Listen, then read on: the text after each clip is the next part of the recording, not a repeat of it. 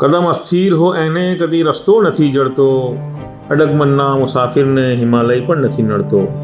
નવયુવાન મિત્રો, આજે આ સંબોધન આપને થઈ રહ્યું છે. આજે આપણી આસપાસ આપણું ગામ કે આપણું શહેર, આપણો દેશ, આપણું વિશ્વ વિવિધ પ્રકારની સમસ્યાઓ અને અવનવી આફતોના વમળોમાં ઘેરાઈ ગયું છે. અન્યાય, શોષણ, નિરાશા, હતાશા, નરસંહાર અને નલી નરાધમતાએ માનવ સમાજ ઉપર એવા ઘા ઝીક્યા છે કે જેની પીડા, વ્યથા અને વેદનાથી આપણે સૌ વિચલિત છીએ. પરંતુ શું અલ્લાહે આ સૃષ્ટિનું સર્જન માણસને પીડિત અને વ્યથિત કરવા માટે કર્યું હતું? હરગીઝ નહીં. અલ્લાહે તો આ સૃષ્ટિને ન્યાયના અટલ સિદ્ધાંત ઉપર સર્જી હતી અને માણસને પોતાનો ખલીફા અને નાયબ બનાવીને મોકલ્યો કે અહીંયા ન્યાય પ્રસ્થાપિત કરે, જેથી દરેક માણસને સમાનતા અને સન્માન મળે, દરેકને શાંતિ અને સલામતીની અનુભૂતિ થાય અને સર્વત્ર વ્યાપેલી સુખાકારી અને સમૃદ્ધિનો લાભ સૌ કોઈ પામી શકે. એટલે આજે આ વિશ્વ તદ્દન વિરુદ્ધ ધ્રુવ પર આવીને ઊભું થઈ ગયું છે.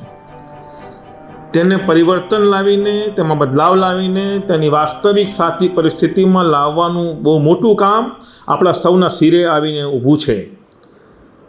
પરંતુ હિમાલય જેવું લાગતું આ કામ અડગમન, અતૂટ વિશ્વાસ, મક્કમ નિર્ધાર અને પોતાની માન્યતા ઉપર સર્વસ્વ ન્યોછાવર કરવાની ભાવના અને ખેવના ધરાવનાર લોકો જ કરી શકે છે. અને ઇતિહાસ સાક્ષી છે કે આ બધા જ ગુણો નવયુવાનોમાં શ્રેષ્ઠ અવસ્થામાં હોય છે. પરંતુ કડવી હકીકત એ પણ છે કે નવયુવાનોમાં રહેલી આ ઉર્જા ક્યારેક યોગ્ય રીતે ના વપરાય તો ઇતિહાસ એ પણ પુરવાર કરે છે કે મોટાભાગના પરિવર્તનો પુનરાવર્તન પ્રસ્થાપિત થયા છે.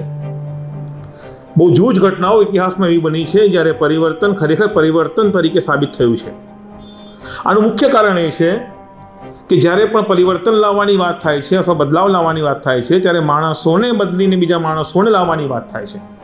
અને માણસોને બદલવાની આ જે પ્રક્રિયા છે તેમાં ઇતિહાસમાં હંમેશા જે રીતભાતના ઉપયોગ થયા છે તેમાં યુદ્ધોની ખુવારી, મારામારી, કૌટુંબિક મગજમારી અને છેલ્લે મશીનોથી માથા ગણવાની મહામારીનો ઉપયોગ થયો છે, જેને પરિવર્તનને હંમેશા પુનરાવર્તન સાબિત કર્યું.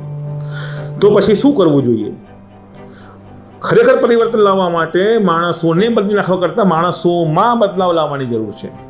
અને માણસોમાં બદલાવ લાવવા માટે માણસોના મન બદલવા જરૂરી છે.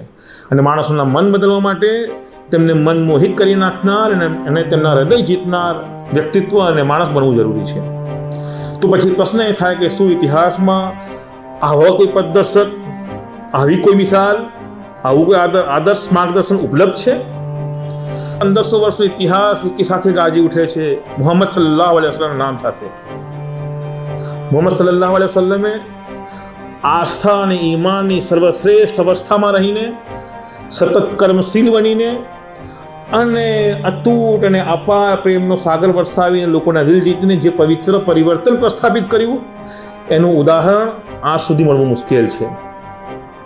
એટલે નવયુવાન મિત્રો, મારો આ સંદેશ છે કે નવયુવાનીના સર્વશ્રેષ્ઠ ગુણોને મુહમ્મદ સલ્લલ્લાહુ અલૈહિ વસલ્લમના આદર્શો સાથે એવી રીતે સુશોભિત કરી નાખીએ કે એક વાસ્તવિક પવિત્ર પરિવર્તન આપણે આણી શકીએ.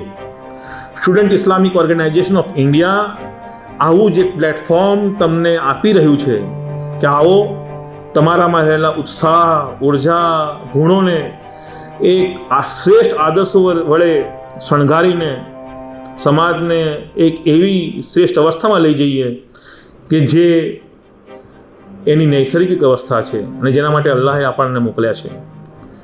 આ જ સંદેશ અને આ જ મેસેજ સાથે અમે આપની સમક્ષ આવ્યા છે. અમે અપેક્ષા રાખીએ છીએ કે તમે સૌ એસઆઈઓના આહવાનને કબૂલ કરશો અને પોતાનામાં રહેલા જે ગુણો છે તેને શ્રેષ્ઠ કામમાં લગાડશો.